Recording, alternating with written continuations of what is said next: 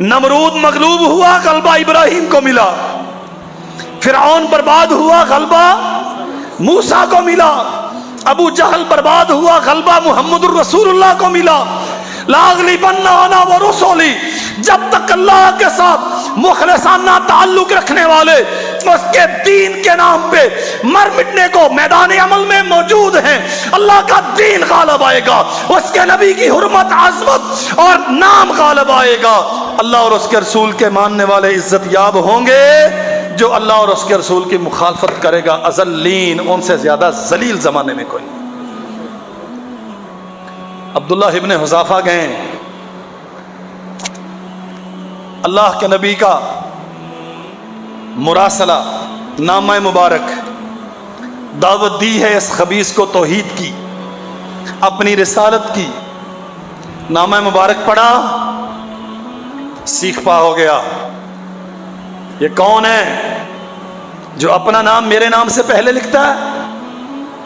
خط لکھا ہوا تھا نا، من محمد الرسول اللہ الى کسرا عظیم فارس. یہ محمد اللہ کے رسول کی طرف سے صلی اللہ علیہ وسلم کسرا فارس کے نام، السلام علی من اتبع الہدی، سلامتی اس کے لیے جو ہدایت کی پیروی کرتا ہے. فَإِمَّا يَأْتِيَنَّكُم مِّنِّي هُدًى فَمَن تَبِعَ هُدَايَ فَلَا خَوْفٌ عَلَيْهِمْ وَلَا هُمْ يَحْزَنُونَ. آسمان سے ہدایت کا نزول ہوتا ہے، جو اس کی پیروی کرتا ہے نہ سلطنت کے چھننے کا کوئی غم ہے، نہ آخرت میں پٹنے کا کوئی خوف ہے. اور اگر اس ہدایت کی پیروی نہ کی تو پھر یہاں بھی جوتے اور وہاں بھی. السلام علی من اتبع الہدی. بعض نے کہا اس نے خط پورا پڑھا، بعض نے کہا اسی بات پہ سیکھ پا ہو گیا کہ اپنا نام میرے نام سے پہلے کیوں لکھا. یہ ہوتا کون ہے جو مجھے کسی اور رب کی طرف دعوت دیتا ہے؟ نامہ مبارک پھاڑ دیا. ابن حذافہ واپس آئے بڑے مغموم، دل گرفتہ. اللہ کے نبی، اس خبیث نے آپ کا خط پھاڑ دیا. سرور کونین صلی اللہ علیہ وسلم نے کیا فرمایا؟ اس نے میرا خط نہیں پھاڑا، قد مزق ملکہ، اس نے اپنے ملک کا بیڑا غرق کر دیا، اس نے اپنی سلطنت توڑ دی. میرا خط نہیں پھاڑا. اللہ اپنے نبی کی توہین کا بھی گوارا کرتا؟ اللہ اکبر. اس نے، کسرا فارس نے، والی یمن بازان، یمن اس وقت فارس کا صوبہ تھا، گورنر کو خط لکھا، تم قریب ہو مدینہ کے، جاؤ پتہ کرو یہ محمد نامی صلی اللہ علیہ وسلم شخص کون ہے جو مجھے کسی اور کی طرف دعوت دیتا. 2 پولیس مین گئے. ہاں،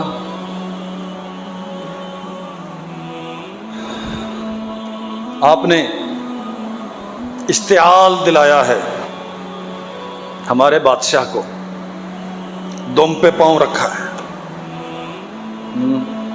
یہی کہا جاتا ہے نا، تمہاری آزادی سے، تمہاری جہاد کی تقریروں سے، تمہارے اسکاس سے کسرا وقت کی دم پہ پاؤں آتا ہے، وہ ناراض ہوتا ہے، اس لیے تم اندر رہا کرو.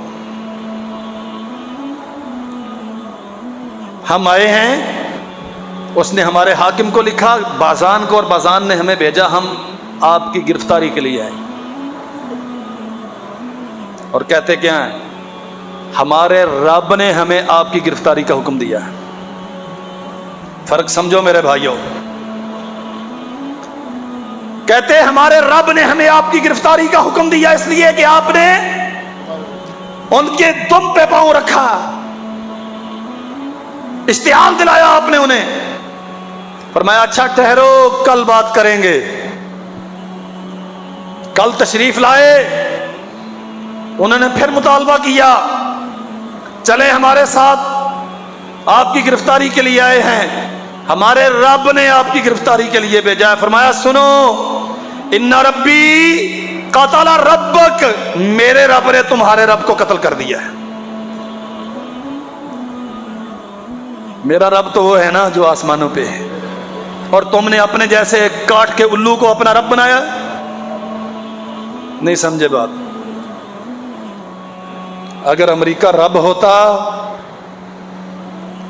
تو اب افغانستان سے بھاگنے کے لیے طالبان کی منتیں نہ کرتا.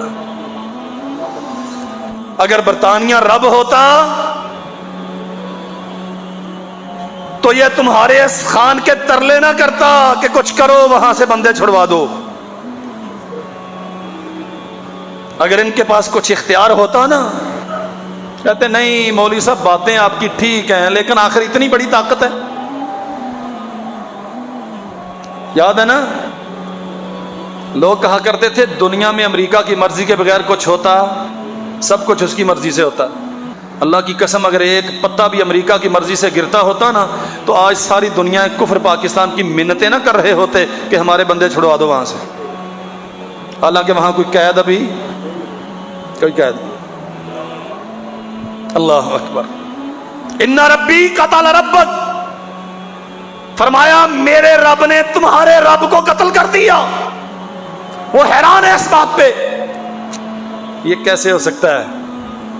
آپ کو کس نے بتایا؟ فرمایا میں نبی ہوں، مجھے آسمان سے پیغام آتا ہے، میں قاصدوں کا ایلچیوں کا محتاج نہیں ہوں، مجھے پیغام آسمان سے آتا ہے. اہل سیر نے لکھا ہے جب یہ واپس گئے بازان کو جا کے بتایا، اس نے پتہ کروایا، تب رسل و رسائل کے یہ ذرائع تھے نہیں، اور والی یمن کو پتہ چلا کہ عین اس وقت جب سرور کونین وہاں یزدگرد کے یا کسرا فارس کے قتل کی خبریں دے رہے تھے، خسرو پرویز اس کا نام تھا، جب اس کے قتل کی اناؤنسمنٹ کر رہے تھے تب واقعتاً یہ قتل ہو چکا تھا. صرف اس بات پہ کہ اتنی سچی خبر اتنی جلدی مدینہ میں پہنچی تو وہ نبی کے پاس پہنچی، غیر نبی کے پاس نہیں. یہ اس بات پہ مسلمان ہو گیا. یمن اس وجہ سے مسلمان ہوا. یہ متعجب ہیں. آپ کو کس نے بتایا؟ فرمایا سنو میں محمد تمہیں پیشین گوئی کرتا ہوں.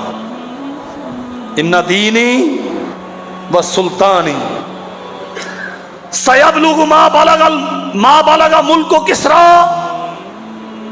میرا دین بھی اور میری بادشاہت بھی زمین کے اس خطے میں قائم ہوگی جہاں تک کسرا فارس کی بادشاہت ہے. اور فرمایا اس کی کتنی ہیں؟